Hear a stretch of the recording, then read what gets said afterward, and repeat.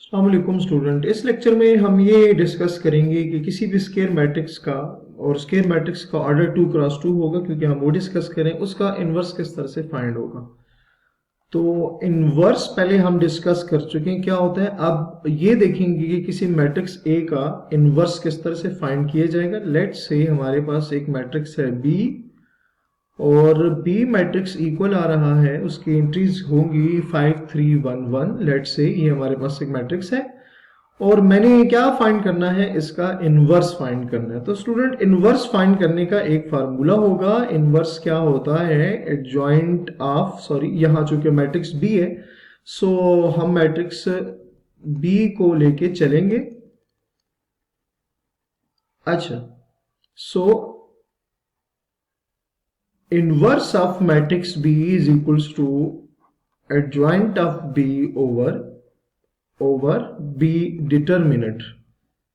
ठीक है, over B determinant, B का डिटर्मिनेंट। ठीक हो गया। अच्छा, तो अगर आप बी का इनवर्स का फार्मूला देखें तो उसमें दो चीजें, तो adjoint of B over B का डिटर्मिनेंट। सो पहले हम बी का डिटर्मिनेंट फाइंड करेंगे, और डिटर्मिनेंट आपको ऑलरेडी पता है किस तरह से फाइंड करेंगे, 5 3 1 1, और क्या आ जाएगा बी डिटर्मिनेंट 5 1 जार 5 माइनस 3 1 जार 3, तो बी क्या आ जाएगा यहाँ पे 2 आ जाएगा। और चूंकि हम ये बात कर चुके हैं कि जब किसी मैट्रिक्स का डिटर्मिनेंट जीरो के अलावा आता है तो वो क्या होता है, नॉन सिंगुलर होता है। तो यहां से ये पॉइंट आपने माइंड में रखना है कि जस्ट नॉन सिंगुलर मैट्रिक्स का ही इनवर्स एग्जिस्ट करता है, सिंगुलर मैट्रिक्स का इनवर्स एग्जिस्ट नहीं करता। क्लियर हो गया स्टूडेंट? क्या कहा मैंने कि सिर्फ नॉन सिंगुलर मैट्रिक्स का ही इनवर्स एग्जिस्ट करता है, सिंगुलर मैट्रिक्स का इनवर्स एग्जिस्ट नहीं करता। क्लियर हो गया? सो आप लिखोगे कि सो वी कैन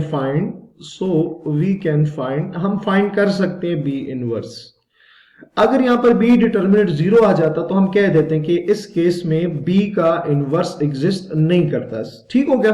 अच्छा, अब जो दूसरी चीज आपने फाइंड करनी थी वो क्या थी, adjoint of B. So B matrix क्या था, बी मैट्रिक्स इक्वल आ रहा था 5 3 1 1 के, 5 3 1 1। सो अगर उसका एडजॉइंट फाइंड किया जाए तो क्या आएगा, adjoint of B is equals to, अच्छा क्या करते हैं एडजॉइंट के लिए स्टूडेंट, ये आपको पहले से पता है कि इन दोनों की जगह चेंज होगी, 1 5 आ जाएगा और बाकी जो दो रहेगी उनका साइन तो -1 एंड -3 आ जाएगा। ठीक हो गया। अब ये जो दोनों वैल्यूज हमने फाइंड की है ना, उसको कहां पुट करेंगे, जो बी इनवर्स का फार्मूला होगा। बी इनवर्स का फार्मूला क्या था, एडजॉइंट ऑफ बी। तो एडजॉइंट ऑफ बी की वैल्यू 1 -3 -1 एंड 5 ओवर डिटर्मिनेंट ऑफ बी, और डिटर्मिनेंट ऑफ बी स्टूडेंट क्या आया था, 2 आया था। क्लियर हो गया। अच्छा, अब क्या करेंगे कि ये जो 2 है ना, ये हर वैल्यू पे क्या करेंगे, डिवाइड कर देंगे। सो स्टूडेंट, जब आप एडजॉइंट को डिटर्मिनेंट पे डिवाइड करेंगे तो हर वैल्यू को डिवाइड करेंगे तो आएगा 1/2 आएगा, -3/2 आ जाएगा, अगेन नेक्स्ट आएगा -1/2 एंड नेक्स्ट वैल्यू आएगी 5/2। ठीक हो गया। सो हमने क्या फाइंड कर लिया, बी का इनवर्स फाइंड कर लिए जो कि इसके इक्वल आ रहे हैं। ठीक है। अच्छा, अब वेरीफाई ये करेंगे कि हमने चूंकि जब डेफिनेशन एक्सप्लेन की थी तो वहां हमने ये बात की थी कि किसी भी मैट्रिक्स को उसके इनवर्स के साथ मल्टीप्लाई किया जाए तो आंसर आइडेंटिटी मैट्रिक्स आना चाहिए। सो अब हम उस बात को वेरीफाई कर लेते हैं कि अगर मैं b और b के इनवर्स को मल्टीप्लाई करूं तो क्या i या आइडेंटिटी आता है। सो आपने क्या करना है, b को b के साथ, b इनवर्स के साथ मल्टीप्लाई करना है।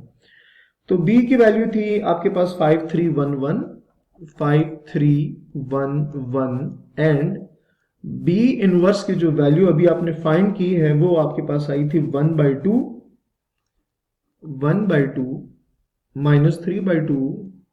-3/2, उसके बाद -1/2 एंड नेक्स्ट आई थी 5/2।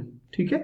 सो आप इन दोनों जो वैल्यूज हैं बी और बी इनवर्स, इनको मल्टीप्लाई करेंगे। मल्टीप्लिकेशन में आप क्या करेंगे, 5 को 1 के साथ मल्टीप्लाई करें तो 5/2 आएगा, प्लस 3 को 1/2 के साथ मल्टीप्लाई करेंगे तो 3/2 आएगा, सॉरी -3/2 आएगा। यहाँ थोड़े सा करेक्शन कर लें कि यहाँ पर स्टूडेंट आपके पास क्या आएगा, 5 जब 1/2 के साथ मल्टीप्लाई होगा तो 5/2, 3 जब -1/2 के साथ मल्टीप्लाई होगा तो आ जाएगा -3/2 सो -3/2 लिखेंगे। ठीक है, अब क्या करेंगे, अब रो को, जो फर्स्ट रो को सेकंड कॉलम के साथ मल्टीप्लाई करेंगे तो -5 3 15 divided by 2 plus 5 3 15 divided by 2। ठीक हो गया। अब सेकंड रो को मल्टीप्लाई करेंगे तो 1 को 1/2 के साथ मल्टीप्लाई करें तो 1/2, प्लस 1 को -1/2 के साथ मल्टीप्लाई करें तो -1/2। ठीक है, अब क्या करेंगे, 1 को -3/2 के साथ मल्टीप्लाई करें तो -3/2, और यहां से क्या आ जाएगा, 5/2 आ जाएगा।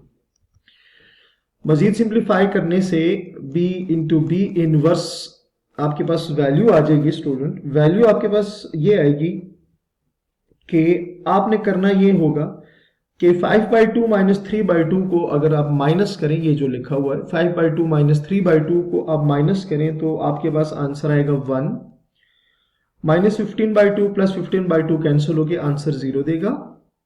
1/2 -1/2 भी आपको आंसर क्या देगा, 0 देगा। -3/2 प्लस 5/2 आपको आंसर क्या देगा, 1 देगा। सो इस केस में आपने क्या देखा कि जब मैंने b को b इनवर्स के साथ मल्टीप्लाई किया तो मेरे पास आंसर क्या आ गया, आइडेंटिटी मैट्रिक्स आ गया। सो b इंटू बी इनवर्स किसकी इक्वल आ गया, आइडेंटिटी मैट्रिक्स के। तो एक चीज तो वेरीफाई होगी। ठीक है, नेक्स्ट हम ये वेरीफाई करेंगे कि जो b इनवर्स है उसको भी b के साथ मल्टीप्लाई करें तो क्या वही आंसर आएगा या नहीं आएगा। सो अब क्या करने लगे कि b इनवर्स की वैल्यू को पहले लिखेंगे। सो 1/2 -3/2, अच्छा -1/2 एंड 5/2, और यहां b की वैल्यू लिखेंगे जो कि इक्वल है 5311 के। तो जब आप इन दोनों को मल्टीप्लाई करेंगे स्टूडेंट तो इस केस में भी आपके पास रिजल्ट वही आएगा 1001। मल्टीप्लिकेशन आपको आती है, अब आपने काफी सारे इसके एग्जांपल जो क्वेश्चन में यूज देख लिया। सो ये भी आपके पास क्या आंसर आ गया कि बी इनवर्स जो है वो भी आइडेंटिटी की इक्वल आ गया। सो आप लिखेंगे कि as B into B inverse is equals to B inverse into B is equals to identity. So verify हो गया कि इनवर्स ऑफ बी इज क्या आ रहा है, B inverse which is equals to 1/2 which is equals to 1/2 -3/2 -1/2 और 5/2 equal आ रहा है। ठीक हो गया। तो स्टूडेंट इस लेक्चर में हमने क्या सीखा कि किसी भी मैट्रिक्स का इनवर्स किस तरह से फाइंड करते हैं। सो अपना बहुत सारा ख्याल रखिएगा। अल्लाह हाफिज।